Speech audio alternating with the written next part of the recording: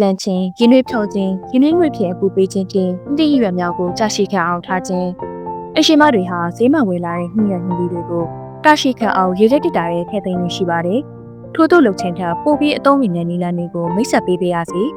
ဒါကတော့တန့်စင်ပြီးသားဟင်းသီးရွက်များကို planting လုပ်ပြီးမှရေရက်တတာရဲ့အခြေခံတွေမှာငါးနယ်ချပြီးထိမ့်သိမ်းခြင်းမှာ planting ဆိုတဲ့နည်းလမ်းလေးကိုအသေးစိတ်ရှင်းပြပေးပါရစေ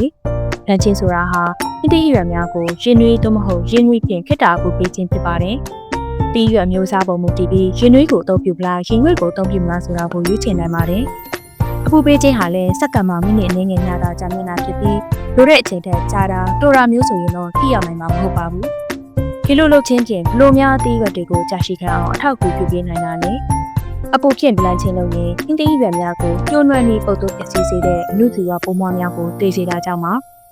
ဒါအပြင်ဟင်းသီးရွက်ဟာတိုင်းတာတစ်ခုတည်းချက်ပေးတာဖြစ်တဲ့အတွက်အယောင်စင်းစင်းစုတို့အတိုင်းကိုကြာရှည်အေးခန့်နိုင်တဲ့အပြင်ပင်ချက်ပြုတ်တဲ့အခါမှာလည်းအချင်းကိုတက်တာချိန်မှာပဲဖြစ်ပါတယ်။သတိထားဖို့က planting လုပ်ပြီးသားအသီးရွက်များကိုရေတိတ်ချစစ်ပြီးအေးခန့်မဲ့ရောက်တဲ့အပူချိန် freezing temperature မှာပဲသိမ်းထားရဖြစ်ပါတယ်။ဒါကြောင့်အရှိမတို့မှာရက်စစ်ပြီးစင်ပြည့်ရဆိုရင်ဒီလို planting လုပ်ပြီးနောက်ဟင်းသီးရွက်များကိုအေးခန့်ထားစစ်ပြီးအချင်းကိုလှုပ်ရှုပ်တက်တာချိန်အောင်လိုက်လုပ်ကြည့်ကြအောင်နော်။စားတောင်နဲ့ပတ်သက်တဲ့ group data နဲ့သုံးနေတဲ့နည်းလမ်းတွေက podcast front page လေးကို like and follow လုပ်ထားကြအောင်နော်။